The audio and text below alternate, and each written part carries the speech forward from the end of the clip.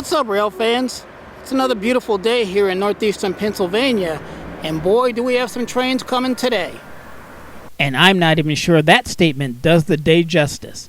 As far as I'm concerned, rail fanning isn't just a pastime, it's an adventure. And the best part of all is that you never really know how that adventure will ultimately play out. As rail fans, I think we all know the frustrating disappointment when train watching doesn't go as we'd hoped. But on the flip side, there are those episodes where everything happens in perfect synchronicity. No calculating, no estimating, no planning at all required.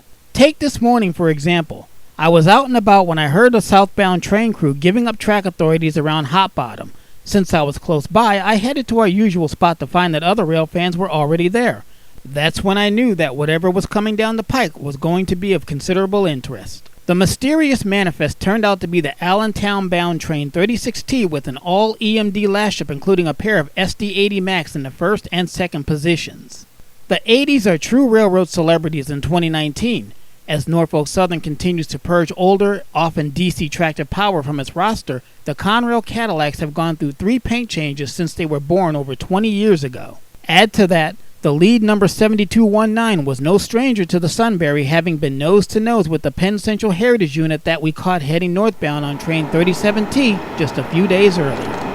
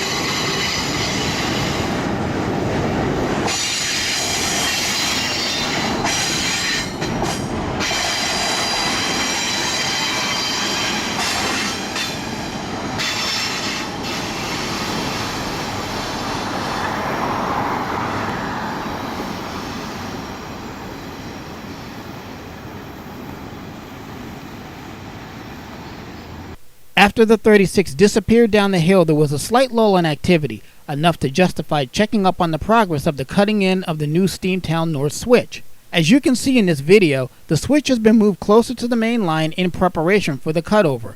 Personally, I'm wondering exactly how they plan to move it. Maybe they'll put it on the rails and slide it down the hill into position. We're here at the north end of Steamtown, and as you can see, that switch has been moved closer to the main line. So it's just a matter of days, maybe weeks at the most, before it'll be getting set in. About a quarter mile down the ways there at the Steamtown Wye, north end of the Steamtown Wye. Getting a better look at it, you hear Steamtown over there. That's the Baldwin number 26 doing all that whistling. So let's take a walk over to Steamtown and hear what all the chuffing is about. When I got there, the Baldwin number 26 was basking in the midday sun, but much to my delight, there were two other old friends who I hadn't seen in a long time. The 660 horsepower Electromotive Corporation SW1 in-cab switcher number 1901, that was a mouthful, has an incredible life story.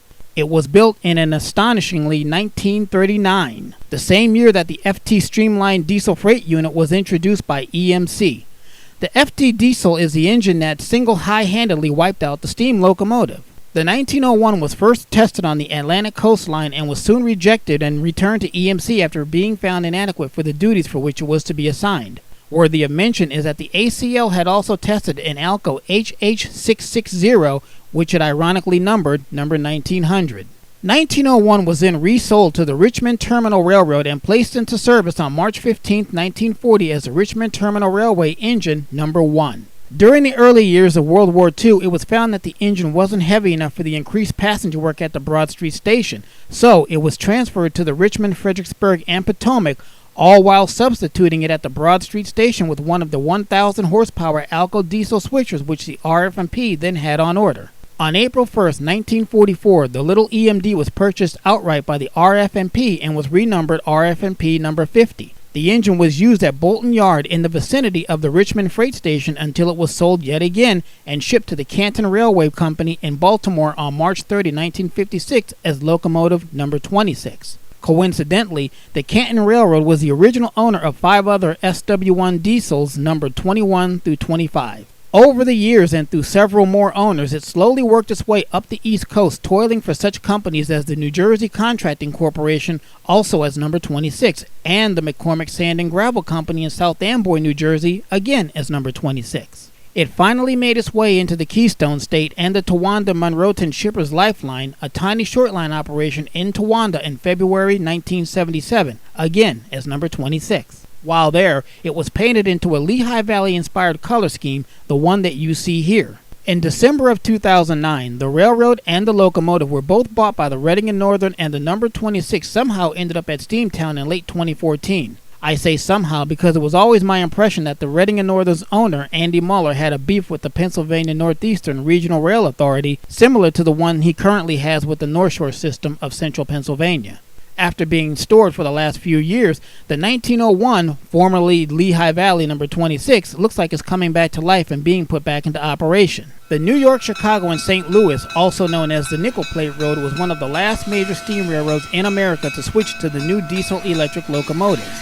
Locomotive number 514 rolled out of EMD's LaGrange, Illinois Locomotive Works in 1958, putting her near the end of the production run of the famous GP9 locomotive.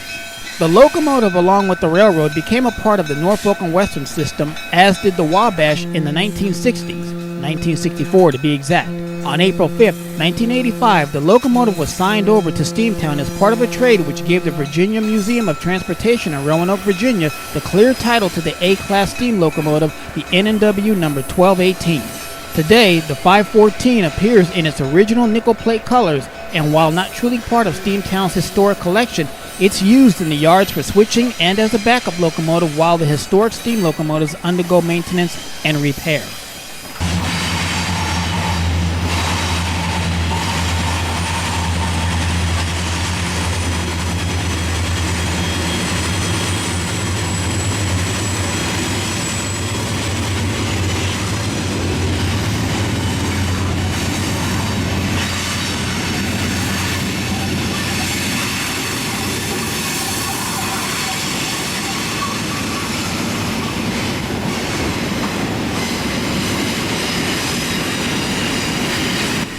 I got word from a friend that the train 14R was getting close to town with an incredible 7-unit lash-up, 3 Norfolk Southern diesels and 4 Canadian Pacific diesels, including a newly rebuilt AC-44 CWM, bringing up the rear of the entourage. Heading back over to our usual spot, the fun was about to begin. With today's super high horsepower modern day diesels and precision scheduled railroading, seeing more than 2 or 3 locomotives on any train is becoming harder and harder to come by. And if you do see more than 2 or 3 locomotives on one train, assuming it's not distributed power, there's a good chance that some of the locos will be isolated, offline, or dead in tow, often for fuel conservation purposes. The following is a little crash course about how locomotive power is assigned and regulated, and gives a little insight about the different diesel ideologies of different railroads. Depending on the road, you may only be allowed a certain number of axles for dynamic braking. For example, on the BNSF in the late 1990s, 28 axles of dynamic braking was all that was allowed on certain trains. On that same note, they only allowed 36 axles of power on a train. By BNSF philosophy, any more than that could tear up the power, the train, or the track, and even cause major problems if you go around a curve with too much power. The Union Pacific, during that same period, limited the BNSF to 21,000 horsepower over the Tehachapi route. These are just a small sampling of the thousands of operating rules that every railroad faces.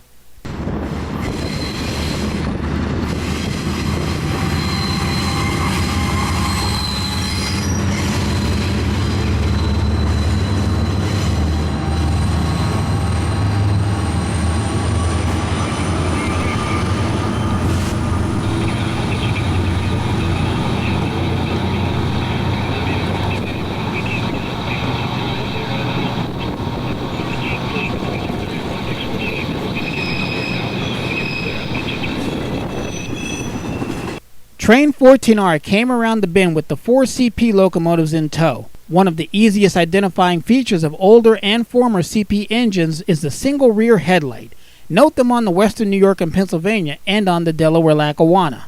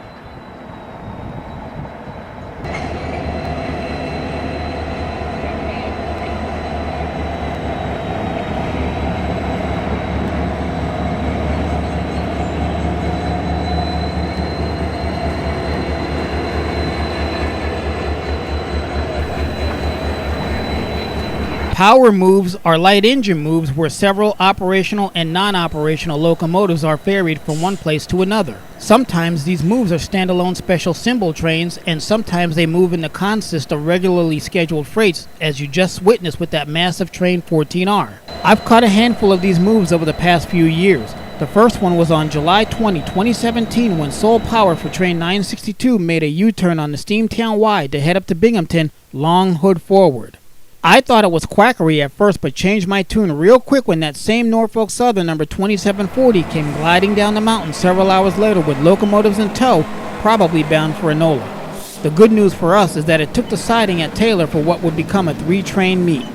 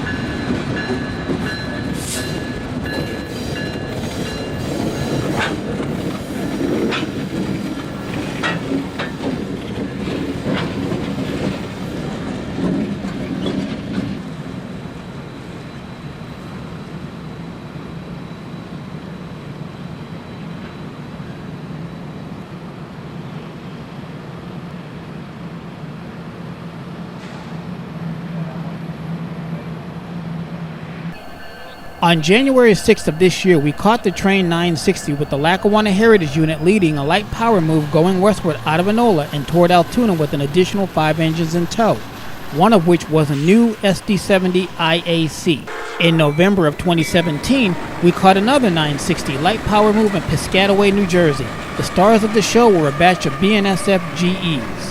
On a night that I'm sure you'll remember, we caught a northbound 965 with an incredible mix of green and blue leased locomotives. And now here's where I get to laugh and say I told you so.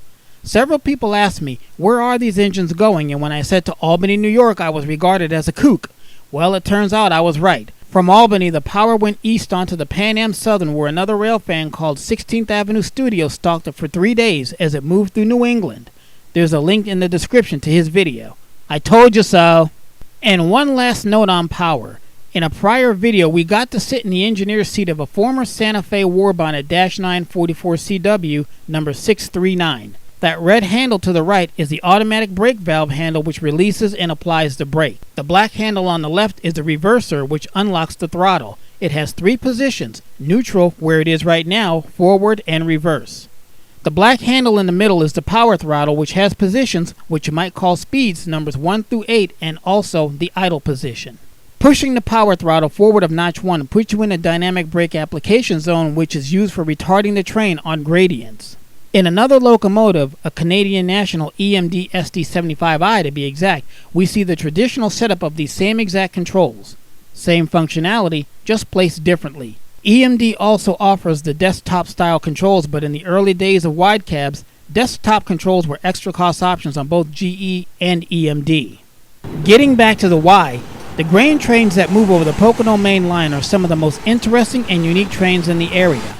And what used to come only from Canada, grain cars can now be seen from all over America, including the Union Pacific and its predecessors, the BNSF and its predecessors, and recently even Norfolk Southern grain hoppers have been showing up. Back in 2017, a CSX predecessor showed up in Steamtown, and now short lines like the Iowa Interstate, the Dakota Southern, the Caney Fork and Western, and even the Minnesota-based Twin Cities and Western make regular appearances in the area. Looking back into Steamtown, the Delaware-Lackawanna train PO75 eased its way into town. Once the train came to a stop, it became the DL3. It cut away from its train and proceeded to back up the Carbondale Main Line with 2 empties. But why? Just like at Yatesville and Avoca on the Norfolk Southern, the DL also has its own no-fly zone for its big pod 6-axle Alcos on its system, and it's called the Green Ridge Yard. Back in 2015, we caught light power entering the yard at Green Ridge to pick up over 30 empties to return to Taylor. Keeping in mind that this is 2015, before the interchange between the two was moved to Portland for 2 years and then back again to Taylor. The 405 had to cut away light from the rest of the consist because of the 6-axle 3643 in the 4th position.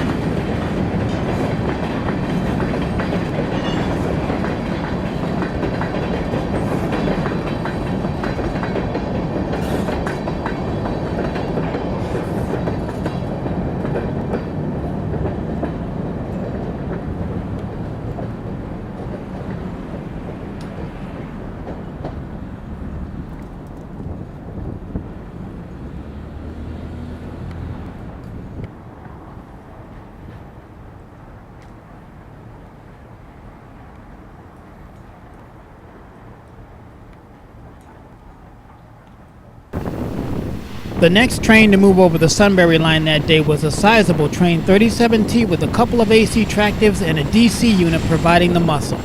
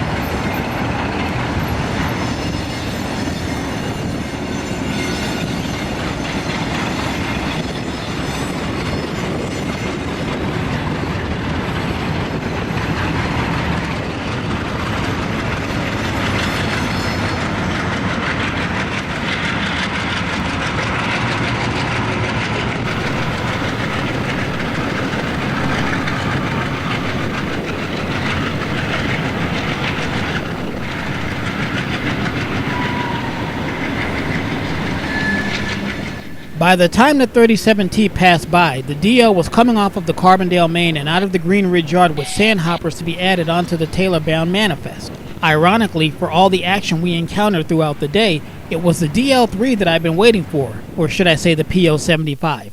But it wasn't the sand cars that I was after, it was something that was in that empty grain train.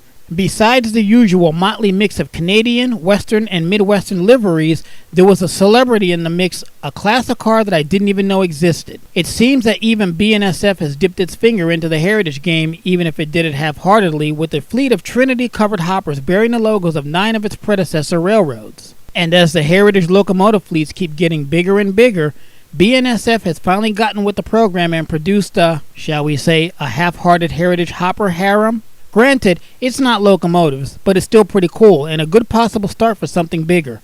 As the story goes, in late October of 2012, BNSF unveiled the first in a line of heritage painted rolling stock. There were 3 covered hoppers and 9 road names for a total of 27 cars that received the historical logos: the Santa Fe, the Frisco, the Burlington Northern, the Great Northern, the Northern Pacific, the Spokane, Portland, and Seattle, the Chicago, Burlington, and Quincy, the Fort Worth and Denver, and the Colorado and Southern. Each of the cars was painted in a basic light gray at the Havelock Car Shops in Lincoln, Nebraska. The rumor was that Union Pacific was also supposed to have a similar program, but I've not seen any cars from it to date. The story is that railroads have to have a few freight cars running around with old Heralds in order to demonstrate that those Heralds are in active use so they can retain their trademark registration. I don't know if that's true or not, but some trademarks do expire if they're not maintained. The Trinity 3-bay covered hoppers also have an interesting background. Trinity Steel was founded by C.J. Bender in Dallas in 1933. At first, the company didn't enter into the railroad freight car market. That came in 1984 when Trinity acquired the rail car designs and production facilities of the Pullman Standard Car Manufacturing Company, which was once the largest rail car manufacturer in North America. That same year, Trinity also acquired the rail car designs of the General American Transportation Corporation. In 1986, the rail car designs and production facilities of the Greenville Steel Car Company were also purchased, including the autorack designs of Portec Paragon. Also acquired in 1986 were the railcar designs of the North American Car Corporation, and in 1987, Ortner Freight Car was acquired. With this collective experience across several facilities, Trinity developed many new designs that became ubiquitous to present-day railroading. One of their most famous designs is the 5,161 cubic foot covered hopper, such as the ones that host the Heritage Fleet. This covered hopper is optimized to transport agricultural products, sugar, dry chemicals, or other similar products, and can be seen in unit train assignments all over North America. Introduced around 1995, these cars are extremely common today and are owned by many Class 1 and short line railroads alike.